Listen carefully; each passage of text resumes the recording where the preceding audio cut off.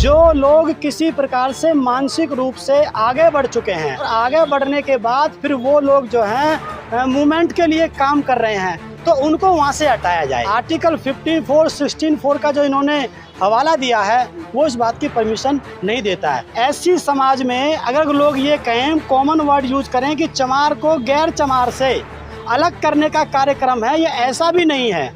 ये तो चमार को चमार से अलग करने का कार्यक्रम है, वाल्मीकि को वाल्मीकि से, उसी जाति के जो इंटेलेक्चुअल लोग जो हैं उनको उनसे अलग करने का प्रोग्राम है। ये प्रोग्राम कभी इन्होंने आज से 100 साल पहले दयानंद सरस्वती जी ने ऐसा मूवमेंट छेड़ा था, जब पता चली थी कि बाबा साहब जैसे लोग देश में पैदा होने लगे हैं। उन्होंने आर्य शब्द की उनको उपाधि दी। जो लोग जिस बिरादरी में आगे बढ़ गए हैं मेंटल रूप से, उनको जनेऊ पहना करके आर्य वर्ड दे करके उनको उनकी बिरादरी से अलग कर दिया गया। तो ये वहाँ से भी अलग करने का प्रोग्राम था, ये यहाँ से भी अलग करने का प्रोग्राम है। और जो लोग कहते हैं कि भाई एसटी समाज में मीना जाति या पश्चिमी या जो दक्षिण में महार जाति या नॉर्थ में चमार जाति, ये इसका आरक्षण छीन रही हैं और जातियों का, जो लोग कह रहे हैं, ऐसा तब हम मान सकते थे 1% जब बैकलॉग नहीं होता इस देश के अंदर। जब आपकी वैकेंसीज खाली हैं 15% और 7.5%, जो 20%, 22.5% जो बनता है, उसमें मुश्किल से 7.5% तक हम उसको फुलफ़िल कर पा रहे हैं। 15% कोटा अभी भी दोनों जो कैटेगरी हैं उनसे वो वहाँ पर हटा हुआ है। तो जब 15% वहाँ पे कोटा खाली है, तो हम ये कैसे कह सकते हैं कि दूसरी जाति का जो फ़ायदा ये बिरादरियाँ ले रही हैं। ये इस बात का प्रयास है, जो लोग कॉम्पिटेंट हैं, जो लोग कंपटीशन बीट कर सकते हैं, जो अपने बच्चों को पढ़ा लिखा करके आगे बढ़ा रहे हैं, थोड़ा अवेयरनेस कर रहे हैं, तो वो बच्चे जब उनके वहाँ तक नौकरी तक पहुँच रहे हैं, उनको क्रीमी लेयर के नाम पे अलग कर दिया जाए। और जिन लोगों के लिए ये लोग ये बोल रहे हैं, उन लोगों को वहाँ पर उनकी शिक्षा की कमर तोड़ करके, उनके एजुकेशन को ख़राब करके, सरकारी स्कूल की एजुकेशन ख़राब करके, पहली क्लास से लेकर 9वीं क्लास तक किसी बच्चे को फेल नहीं किया जाएगा।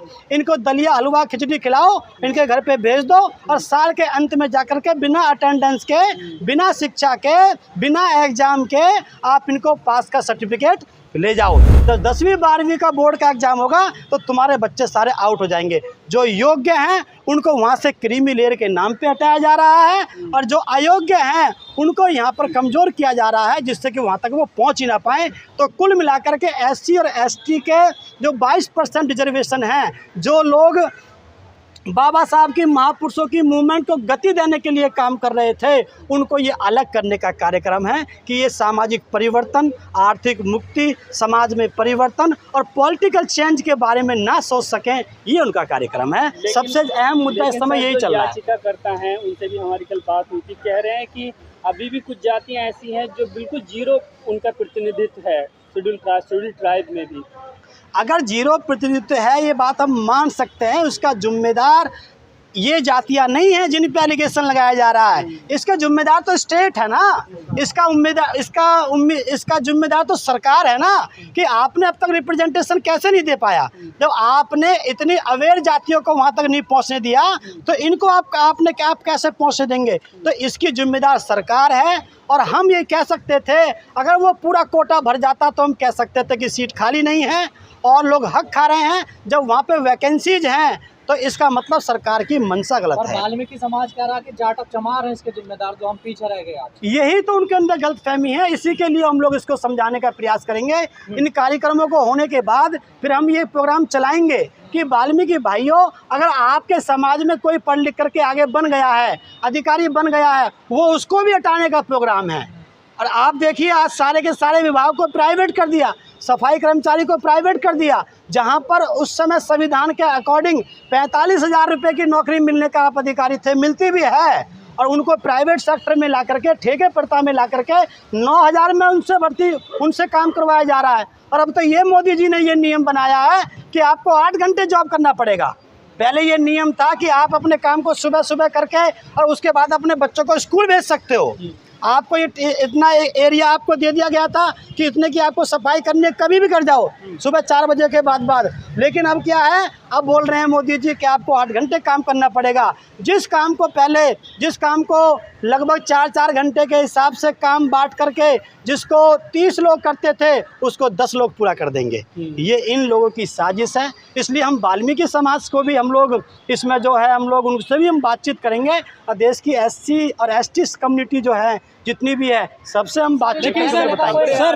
सर इसका समर्थन कर रहा है। सर मोदी जी ने कहा था 2014 में कि सफाई कर्मी जब टैंक में उतरता है सफाई करने के लिए तो वहाँ पे आध्यात्मिक सुख की अनुभूति होती है, सफाई कर्मी कोई पेशा नहीं है। ये उनका बयान है मोदी जी का 2014 में चुनाव। ये तो हमारे वाल्मीकि भाइयों से पूछो।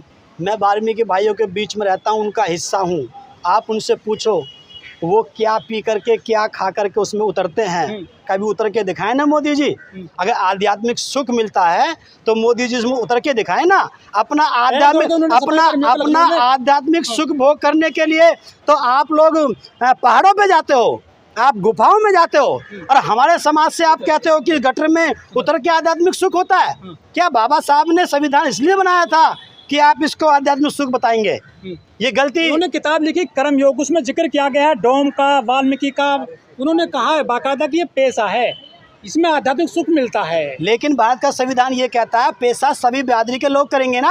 आप जाकर के उत्तर प्रदेश का उदाहरण जाके देखिए ना। जब बहन जी ने सफाई कर्मचारी की वैकेंसी निकाली थी 1,11,000 की, तो उस समय बहन जी ने ये कहा कि अगर सभी लोग गंदगी करते हैं तो सभी को सफाई करने की भी ड्यूटी बनती है, इसलिए ओपन वैकेंसी करी। तो ओपन वैकेंसी करना था, आप यहाँ पे आके बोलो ना कि यहाँ पे ब्राह्मण भी जा सकता है, क्षत्रिय भी जा सकता है, वैश्य भी जा सकता है। तो यहाँ के लिए तो आप ओपन वैकेंसी नहीं करते। तो सर आप नहीं चाहते कि फैसला तो आ गया, इसकी अब कोई काट है आप लोग? हाँ, काट है, इसकी 2 काट है। एक तो हम लोग जो है सुप्रीम कोर्ट इसको पलटे, इस पर रिव्यू पिटीशन डाली जाए, इसको सुप्रीम कोर्ट पलट सकता है, ये उसके पास में जुडिशल पावर है। दूसरी बात, सरकार इसने सुप्रीम कोर्ट ने बाउंड नहीं किया है सरकार को, उसको एक राइट दिया है कि आप इसको मे भी यूज कर सकते हैं, चाहे तो नहीं कर सकते हैं। तो इसमें हम जो है सरकार से भी हम लोग बातचीत यहाँ पर चलेगी। धरना प्रदर्शन हमारा यहाँ पे कल चलने वाला है।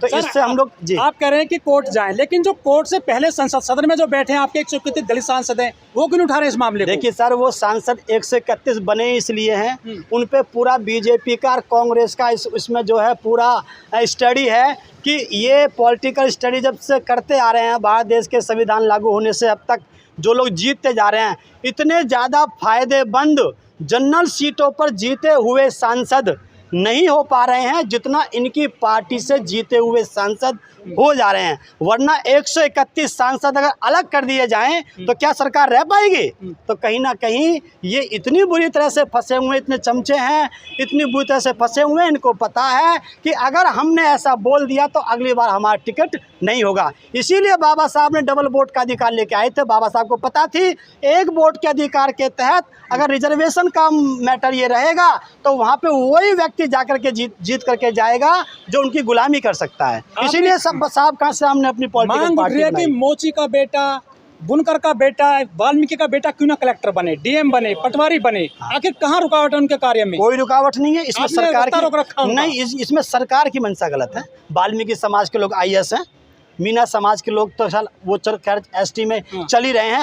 हर एक बिरादरी का व्यक्ति IAS है, हर एक बिरादरी के व्यक्ति पढ़ लिख करके आगे बढ़ रहे हैं। लेकिन इनको जीवन में कब तक मरेंगे सर वो? बिल्कुल बात आपकी जायज़ है। इनको दिक्कत इस बात से नहीं है कि ये बिरादरियाँ, इनको दिक्कत इस बात से नहीं है कि ये बिरादरियाँ वहाँ तक पहुँच गई हैं, रिप्रेजेंट कर रही हैं। इनको दिक्कत ये है कि ये बिरादरियाँ सामाजिक परिवर्तन की बात क्यों कर रही हैं, राजनीतिक परिवर्तन की बात क्यों कर रही हैं। जब इन्होंने देखा कि समाज में परिवर्तन का मूवमेंट भारत के संविधान के बनने के बाद, उनके प्रेम्बल के बाद ही शुरू हो गया था, तो तब जाकर के इनके दिमाग में अब पता चला कि जब ये साहब कांशीराम की तर्ज पर चल करके जब ये सत्ता परिवर्तन भी कर सकते हैं और ये जगह जगह बौद्ध धर्म के ये अपने वो लगा करके धर्म परिवर्तन की बात खुला कर रहे हैं, तो कहीं ना कहीं आगे जा कर के इनके लिए खतरा साबित हो सकता है।